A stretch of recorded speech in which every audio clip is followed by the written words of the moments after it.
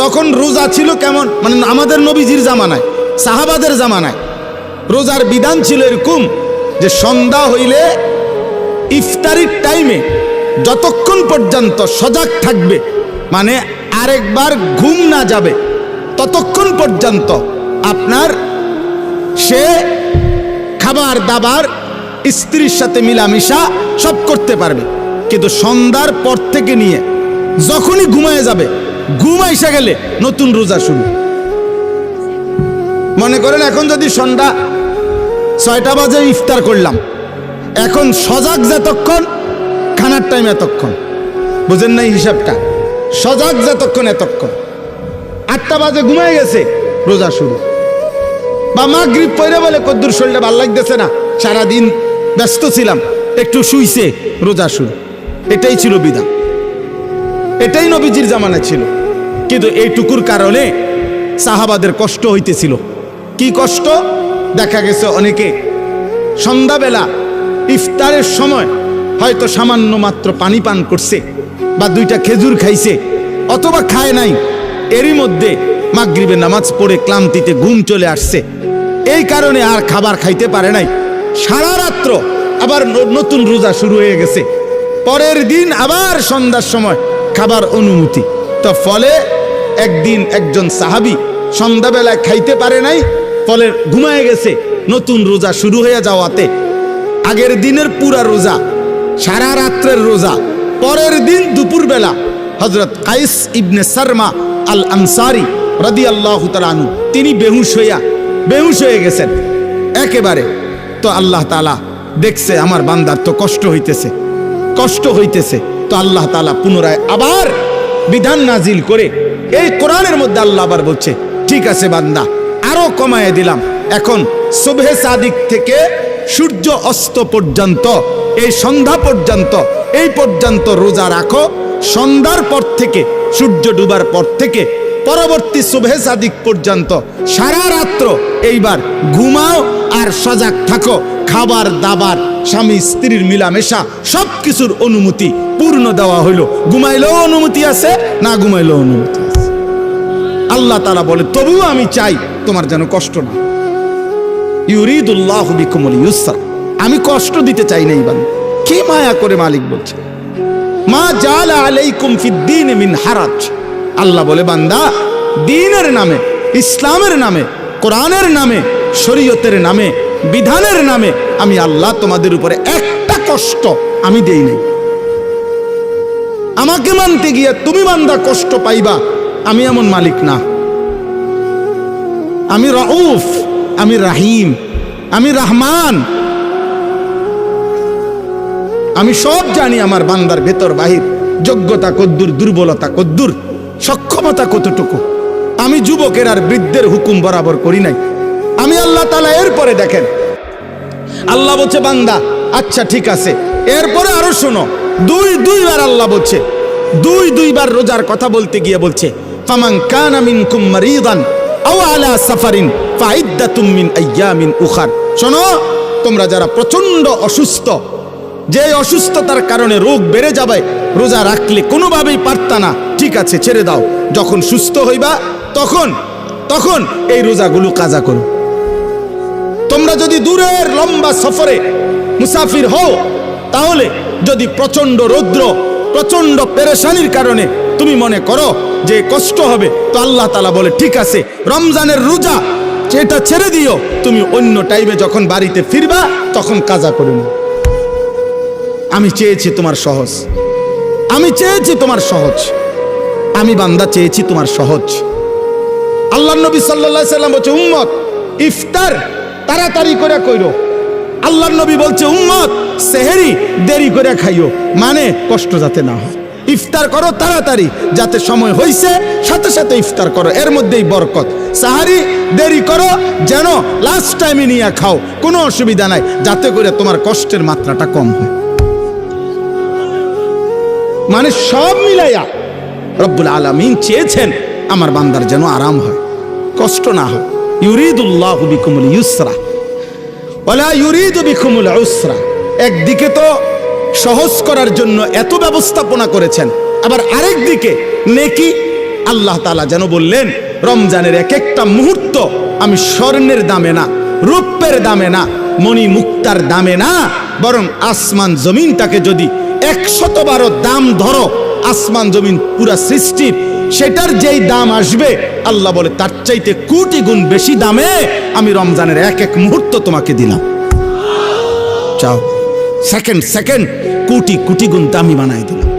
1/70, এটাও বলছি প্রাথমিক, এটা বলছি স্বাভাবিক হিসাব, 1/70, কিন্তু মূলত হইল আল্লাহ তাআলা এই 70 লেখবার আগেও ফেরেশতাদের আল্লাহকে জিজ্ঞেস করে, আল্লাহ আপনার বান্দার রমজানের এই নেকিটা 70 লিখতামনি। আল্লাহ বান্দার দিকে তাকাইয়া যখন দেখে গুনাহ থেকে মুক্ত, আল্লাহর জিকিরে তার জিহ্বা ভিজা, আল্লাহর মহব্বত তার কলিজার মধ্যে, সুন্নাত মোতাবেক তার জীবন, আল্লাহ তখন বলে না 70 না, 700 লেখো, 700, 7,000 লেখো, 70,000 লেখো, 7 লক্ষ লেখো, 70 লক্ষ লেখো, 7 কোটি লেখো, 70 কোটি লেখো, 70,000 কোটি লেখো। এক সেজদায়, এক সেজদায় একবার সুবহানাল্লাহ বললে আল্লাহ বলে লেখো 70,000 কোটি সুবহানাল্লাহ লেখো। কোন কোন বেলায় আল্লাহ মহব্বতের জোশে, আল্লাহ তার মায়ায় আল্লাহ বলে, ফেরেশতা তুমি লিখো না, আসা আক্তুবু, আমি আল্লাহ নিজেই লিখবো। এই নেকি তুমি দিয়া পারতা না, আমি দেবো আমার বান্দার নেকি। বলেন বাপ, বলেন। আহাজ মুসলমানের সন্তান, যদি তোমরা বুঝতা যে তোমাদের মালিক তোমাদের প্রতি কি পরিমাণ খেয়াল করেছে, রাসূলুল্লাহ সাল্লাল্লাহু আলাইহি সাল্লাম আমাদের প্রতি কি পরিমাণ খেয়াল করেছে। আর দুর্ভাগ্য হলো আমরা যারা আমাদেরকে 24 ঘন্টা ধ্বংস করে দেওয়ার জন্য লিপ্ত, সেই ইহুদি, সেই খ্রিস্টান, সেই নাস্তিক, সেই মুরতাদ, সেই বেঈমান, তোমরা যুবক তাকাইয়েই আছো তাদের দিকে। চুল তোমার বেঈমানের মতো, যে তোমারে গুলি করতে চায়। চেহারা সুরত তোমার বেঈমানের মতো, যে বেঈমান তোমাকে গলা টিপে মেরে ফেলতে চায়, মেরে ফেলতে চায়। বলেন, পৃথিবীর একটা বেঈমান, ইউরোপের একটা দেশ, কোন দেশ কিংবা দেশের কোন প্রেসিডেন্ট কিংবা কোন দেশের কোন মানবতাবাদী কোন ব্যক্তি আজ পর্যন্ত বলেছে কিনা যে মুসলমানকে আমি কলিজা দিয়া ভালোবাসি? হ্যাঁ, তাহলে যে আমারে ঘৃণা করে, যে আমারে ধ্বংস করতে চায়, যে আমারে 24 ঘন্টা আমার জাতি, আমার গোষ্ঠী, আমার সম্প্রদায়, আমার কওমকে যে ধ্বংস করে দিতে চায়, সে আমার প্রিয় হবে কেন? আল্লাহ আমাদেরকে বুঝ দান করেন। অতএব আজকে আমার এতটুকুই কথা শেষ। আমি প্রত্যেকের কাছে অনুরোধ করলাম, রমজান মুমিনের জন্য ভিন্ন কিছু, আখিরাত প্রত্যাশীর জন্য রমজান আলাদা কিছু, আলাদা কিছু। যার আখিরাত দরকার তার জন্য রমজান অনেক কিছু। যার শুধু দুনিয়া দরকার, ভাত মাছ চাল ডাল আর এই বিল্ডিং, ইট বালু সিমেন্ট আর ফুলকপি পাতাকপি, আর জীবন যার এই খিরা টমাটো, এ কদ্দুর খাইয়া দাইয়া বনে বিড়িয়ে সিগারেটে সাদোয়ানে আর গফে আর টেলিভিশনে আর নর্তকিতে, এতটুকু নিয়ে যার জীবন, তোর জন্য রমজান কিছুই না, নাফরমান। কিন্তু ইমানদারের জন্য রমজান অনেক কিছু। যার আখিরাত দরকার তার অনেক কিছু, তার জন্য অনেক কিছু। এজন্য রাসূলুল্লাহ সাল্লাল্লাহু আলাইহি সাল্লাম 2 মাস রমজানের জন্য দোয়া করতেন। এজন্য কিতাবে আছে আউলিয়ায়ে কেরাম 1 বছরও ছিলেন। এক রমজান শেষ হইলে, ঈদের চাঁদ উঠলে, ঈদের দিন আবার পরবর্তী রমজানের জন্য দোয়া শুরু করতেন। 1 বছর টানা আরেকটা রমজানের জন্য দোয়া করতেন। এজন্য আখিরাত যার দরকার তার জন্য রমজান ভিন্ন কিছু। আল্লাহ তাআলা আমাদের প্রত্যেককে রমজানের কদর করে আজকের এই মুবারক মাহফিল থেকে রমজানের প্রস্তুতি নিয়ে নিজেদের জীবন সুন্দর করার তৌফিক দান করেন, কবুল করেন, আমিন। কোনো মানুষের সুস্থতার জন্য এটা জরুরি যে তার মধ্যে পার্থক্য শক্তি থাকে। একটা মানুষ কি সুস্থ স্বাভাবিক নাকি প্রতিবন্ধী, মানসিক ভারসাম্যহীন, এটা বোঝার একটা চিহ্ন হলো তার মধ্যে পার্থক্য শক্তি আছে কিনা।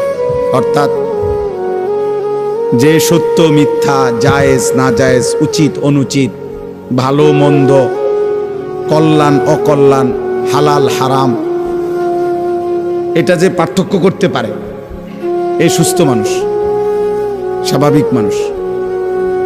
আর যার মধ্যে এই পার্থক্য শক্তি থাকে না, যে না আমার যখন যেখানে যা আমার মন চায় তা, এবারে হাসুক নলে লাফাক নলে ফালাক, এটা কি মানায় না, অন্যরা কি মনে করবে কি ভাববে কিছুর আমার দরকার নেই।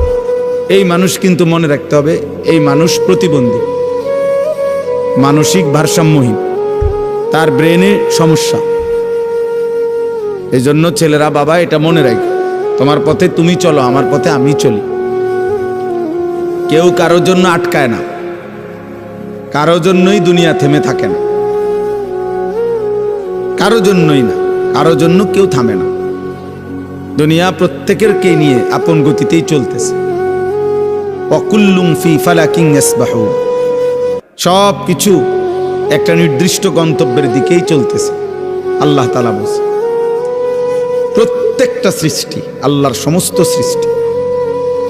অতএব কারো জন্য, কারো হাসি, কারো কান্না, কারো মৃত্যু, কারো জন্মগ্রহণ, কোনো কিছুতেই পৃথিবীর ঘন্টা মিনিট সেকেন্ড থামে না।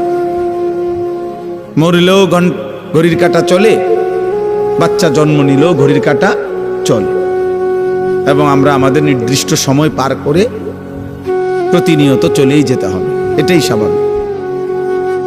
এই জন্য কেউ সেজদা দিতে দিতে যদি আব্দুল কাদের জিলানিও হয় তারও মৃত্যু হবে। কেউ যদি নাফরমানি করতে করতে, অসভ্যতা করতে করতে ফেরাউন নমরুদ হয় তারও মৃত্যু হবে। এটা সহজ বিষয়, কোনো ঘন্টা মিনিট সেকেন্ড থেমে থাকে না। শনিবার রবিবার হয়, রবিবার সোমবার হয়, জানুয়ারি ফেব্রুয়ারি হয়, রাত দিন হয়, দিন রাত হয়, সকাল দুপুর হয়, দুপুর বিকাল হয়, এই ঘুরতেই আসে, চলতেই আসে, চলতেই আসে। এই জন্য সব ছেলে তোমাদেরকে বলি, তোমার জন্য তুমি মনে রাখতে হবে, এই পৃথিবীর কেউ তোমাকে না চিনলেও তোমার তো নিজেকে চিনা উচিত।